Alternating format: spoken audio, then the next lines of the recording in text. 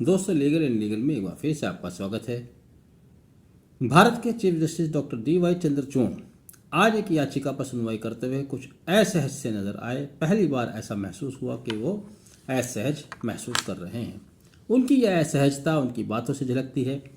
दरअसल जिस याचिका पर वह सुनवाई कर रहे थे, यह याचिका सुप्रीम कोर्ट के ही एक अधिवक्ता मैथ्यू जे. नेदुम्पारा द्वारा दायर की गई थी, जो कि कॉलेजियम प्रणाली को समाप्त करने के लिए दायर की गई थी।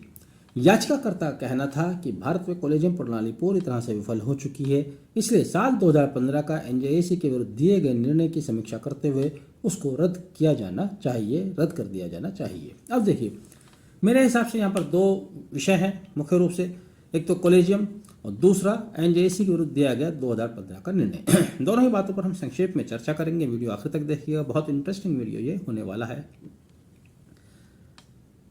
दरअसल मैथ्यूज जे. नेदुम्पारा द्वारा बहुत बड़ी बातें कही गई हैं। उन्होंने कहा कि कॉलेजियम प्रणाली की वजह से भारत में वर्तमान न्यायाधीशों तथा पूर्व न्यायाधीशों व उनके निकटतम जूनियर अधिवक्ता जो प्रतिष्ठित अधिवक्ता रहे हैं वह रिश्तेदारों का न्यायपालिका के ऊपर एक अधिकार हो गया है। इसलिए कॉलेजियम प्रणाली को समाप्त किया जाना चाहिए। साथ ही 2015 में एनजेएसी के विरुद्ध दिए गए निर्णय को रद्द कर देना चाहिए। हालांकि डॉक्टर डी.वाई. चंद्रचूड़ ने इस पर अपना सकारात्मक रुख तो दिखाने की कोशिश की। उन्होंने कहा कि अधिवक्ता होने के नाते आपको अपने दिल की बात कहने की पूरी आज़ादी है, आप इस याचिका पर आगे बढ़ सकते हैं। लेकिन साथ ही उन्होंने जोड़ा कि इस न्यायालय के न्यायाधीश के रूप में कानून और संविधान का सेवक होने के नाते मुझे पद और निर्धारित कानून का पालन करना होगा। अब डॉक्टर डी.वाई. चंद्रचूड़ साहब कह रहे हैं कि उनको निर्धारित कानून का पालन करना होगा। अब वो निर्धारित कानून कौन सा है जिसकी वो बात कर रहे हैं? यदि उस कानून को, उस शब्द को कॉलेजियम के साथ जोड़ दिया जाए और आप कानून की तमाम पुस्तकें उठाकर देखें तो आपको कॉलेजियम नाम का कोई शब्द कानून की किसी किताब में नहीं मिलेगा जिसकी वह रक्षा करना अपना दायित्व समझ रहे हैं, जिसके लिए वह अपने आप को सेवक बता रहे हैं। कोई भी एक्ट, कोई भी रूल्स, भारत का संविधान, आप कानून की किताबों के बस पन्ने पलटते जाइए, लेकिन आपको कॉलेजियम नाम का शब्द कहीं नहीं मिलेगा। कॉलेजियम की स्थापना का एक लंबा इतिहास रहा है, विवादों से निकल कर आया है। जिस तरह से समुद्र मंथन से अमृत और विष निकल कर आया था, कुछ इसी तरह से सरकार और न्यायपालिका के बीच चले संघर्ष से ये कॉलेजियम निकल कर आया। इसके बारे में अगर आप जानना चाहते हैं तो लिंक मैंने ड्रॉप किया हुआ है, 2 वीडियोज़ हैं, आप देखिएगा, बहुत इंटरेस्टिंग उसकी भी कहानी है, लंबी कहानी है, इसलिए हम उस पर चर्चा नहीं कर रहे हैं। अब आ जाते हैं एनजेएसी वाले निर्णय पर, जो मुख्य बिंदु है इसमें। तो पहले उस पर चर्चा करने से पहले आप ये समझ लीजिएगा कि आखिर भारत में न्यायाधीश की नियुक्ति सुप्रीम कोर्ट और हाई कोर्ट में करता कौन है। दरअसल भारतीय संविधान का अनुच्छेद 124 भारत में उच्चतम न्यायालय की स्थापना और उच्चतम न्यायालय में जजों की नियुक्ति का अधिकार केवल और केवल राष्ट्रपति को देता है। ठीक इसी तरह से भारत में उच्च न्यायालय में न्यायाधीशों की नियुक्ति का अधिकार भारत का संविधान भारत के राष्ट्रपति को देता है। यानी कि भारत के राष्ट्रपति का ये एक अधिकार था कि वह सुप्रीम कोर्ट और हाई कोर्ट में जजों की नियुक्ति करेगा।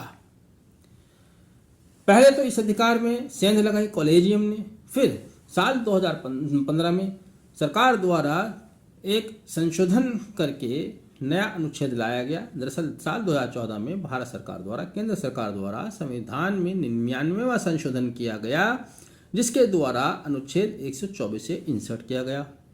अनुच्छेद 124A व्यवस्था करता था कि भारत में जजों की नियुक्ति के लिए नेशनल जुडिशियल अपॉइंटमेंट कमीशन बनाया जाएगा। अब चूंकि कॉलेजियम पहले ही अस्तित्व में आ चुका था, कॉलेजियम के हाथ से बात जा रही थी, तो उनको ये निर्णय किसी सूरत में कबूल होना ही नहीं था। उसी साल 2015 में 13 अप्रैल 2015 से ये लागू हुआ। उसी साल 2015 में ही supreme court advocates on record द्वारा एक याचिका दायर की जाती है सरकार द्वारा लाए गए 99वें संशोधन के विरुद्ध, और 16 अक्टूबर 2015 में सुप्रीम कोर्ट द्वारा आदेश पारित करके भारत सरकार द्वारा लाया गया 99वें संशोधन निरस्त कर दिया जाता है। कहा जाता है कि यह न्यायपालिका के लिए खतरा बन जाएगा, इसलिए इसको निरस्त कर दिया गया। अब फिर से जजों की नियुक्ति की सारी शक्तियां कॉलेजियम के हाथ में बनी रह गई। कॉलेजियम आप जानते हैं, संक्षेप में बता दूं, 5 जजों की एक समिति होती है जिसके अध्यक्ष चीफ जस्टिस होते हैं। यह जिन नामों को सरकार के पास भेज देते हैं, सरकार उनको रिकमेंड कर देती है। अगर सरकार उन पर असहमति दर्शाती है, दोबारा अगर नाम भेज देते तब सरकार को उनको मानना ही पड़ेगा।